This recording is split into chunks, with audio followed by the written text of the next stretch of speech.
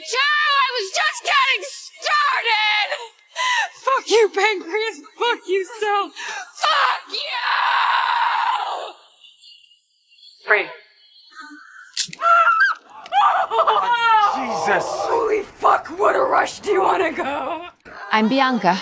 10 minutes ago, I was diagnosed with stage Makazi pancreatic cancer. A 2 survival rate to me, a doctor. That's just a cold statistical joke. As if fate thought this wasn't ironic enough on the same day I treated Frank. His name is legendary at South District Hospital. A walking disaster sample. He is also the most familiar frequent visitor to our emergency room. This was his 59th visit. Frank's life is the polar opposite of mine. It's like a chaotic, unruly flame burning freely. Looking at his messy yet vivid vitality, something inside me collapsed in an instant. I can't save anyone, let alone myself. I didn't even have time to finish treating his wound. I hastily fled. I need a glass of wine, a strong liquor now, to hold a messy funeral for the first half of my life that followed the rules. Morning drinker, woman after my own heart. What's the occasion? Cancer. Cancer? Stage 3 pancreatic. Oh, Jesus, you do need a drink. The alibi room is a couple of blocks away. Okay, which direction? Oh, I'll show you. Hold on. 最近换了新设备，剪辑快多了，而且没花什么钱，因为我把旧相机给卖了。像我的索尼相机找转转上门，回收了3300多。而且转转现在可回收的品类特别多，小到平板笔记本，大到空气净化器，甚至就连无人机、包包和腕表都能回收，一键下单，通通打包带走。总之有东西要回收，我首先推荐转转。As soon as we walked into the bar, Frank started talking about my cancer, shamelessly trying to catch a free shot of hard liquor from the landlady. His appearance of having no shame and no bottom line, living like a carefree barbarian, but the landlady had clearly long been used to his tricks. Your better half would have comped without a second thought. Bullshit! When did your heart get as black as your skin? Oh my god, it's okay. I can pay. It's fine. More, please. Keep pouring. As soon as Frank heard that I had never even smoked marijuana, he perked up and said he would take me to do something really outrageous. Faced with this proposal, I, a doctor, a Presbyterian, someone who needed to summon up courage just to speak loudly to others, actually agreed without hesitation. I even insisted on experiencing the entire process of a marijuana deal firsthand. I'm like a child with excessive curiosity. I want to touch that world which I've always been told is dangerous. Hands in the air! I'm a fucking cop! I'm kidding. Watching the expressions of drug dealers and Frank collectively petrify. I just realized how ridiculous and childish my madness is. My rebellion is tinged with the bookishness left by an elite education. By the shores of Lake Michigan, the effects of marijuana crept up gradually. The world turned light and weightless, all senses amplified to the maximum. We let time slip away just like that. Until the night swallowed the surface of the lake, Frank was still telling his racist, politically incorrect, and tacky jokes. In that instant, all identities, labels, and moral shackles vanished. I was no longer Dr. Bianca. I was just a dying person, with someone who lived without any inhibitions. I told him my name, Bianca. It felt like a ritual, as if I were burying my old name and old life together at the bottom of Lake Michigan. You ever streak before? Many times. Just never on purpose. Huh. Well, come on. Jesus. This is gonna be bad. Frank, that man who would never turn down any crazy invitation, stripped off his clothes and followed. The next day, Frank took me to find Daisy T. Girl who'd stolen my prom date back in high school, the only time I do ever felt the urge to hit someone. Now she was a mother, living the life I do once yearn for so deeply. Right in front of her son, I threw that punch. It knocked out one of her teeth and shattered the chains that had been weighing on my heart for over a decade.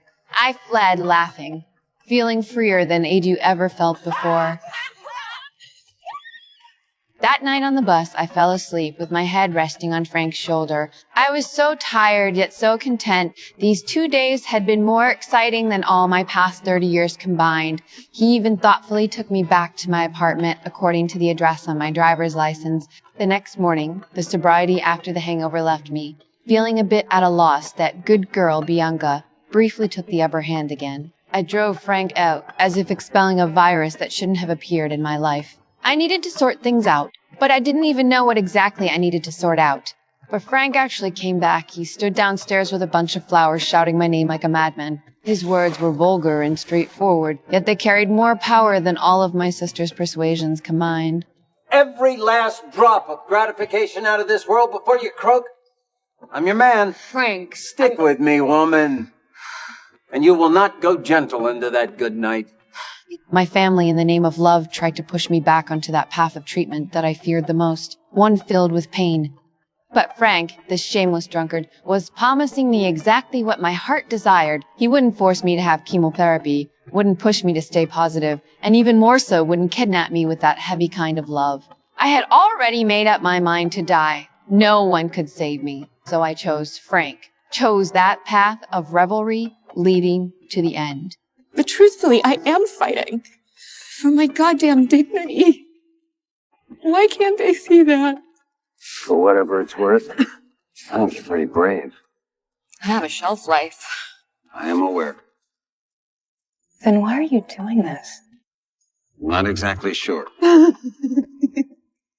After a night of hangover on the street, we arrived at a high-end liquor store where I swiped my credit card for $10,000 and bought a bottle of Macallan from the weekend era.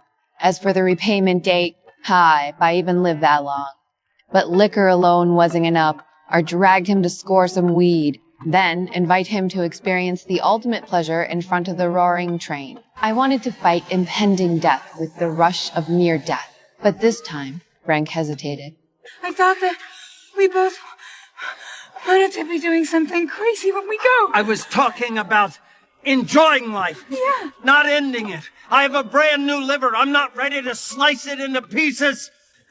Oh, Frank, I'm so sorry. It's okay.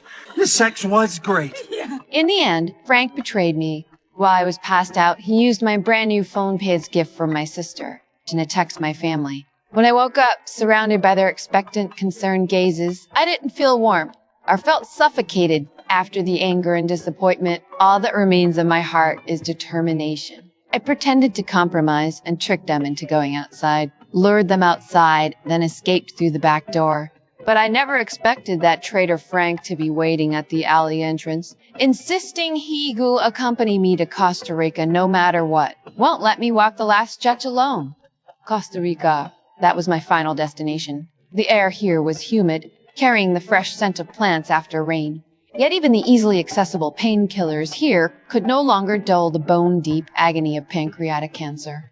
Is pain back? You got enough pills left? Plenty. I could walk back to the village. Central Market's like a narco Kmart. The first thing I did when I arrived in town was to ask Frank to buy me a gun first. I needed a final choice. That feeling of fate being entrusted to a single bullet was both terrifying and fascinating. Frank rushed over to grab the gun. It went off accidentally. The bullet grazed his left arm, leaving a wound that was almost symmetrical to the one on his right arm. He stared at his arm for a moment, then burst into laughter, laughing like a madman. And in that moment, I burst into tears. At night, I often felt such intense pain that I couldn't fall asleep. I was afraid of waking Frank, so I had to hide outside alone, stifling my moans. Another. How many have you had so far? More. No, it's too... Please, please.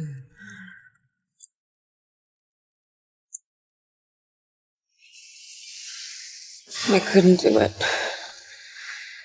Tried. But I was too afraid. I thought it would be easy, but I couldn't do it. One early morning a few days later, I woke up. The morning glow that day was particularly beautiful. Be soft, pinkish purple hue edged with gold. The pain receded temporarily, and my mind was clear. I knew the time had come. I moved slowly, step by step, toward the sea. The soft sand left a long, lonely trail of footprints behind me. The seawater gently wrapped around my ankles, then my calves, until it reached my waist. Thank you, Frank, my final accomplice. For over 30 years, I have lived according to a meticulously planned life blueprint. He let me taste the freedom of going off the rails, and gave me the courage to bid farewell to the methodical self with my own hands. In the end, I chose to become part of nature. I did not struggle, nor did I feel fear, nor did I hold that 2% of false hope. There was only a soul that had finally found peace. My name is Bianca, I have lived and that is enough.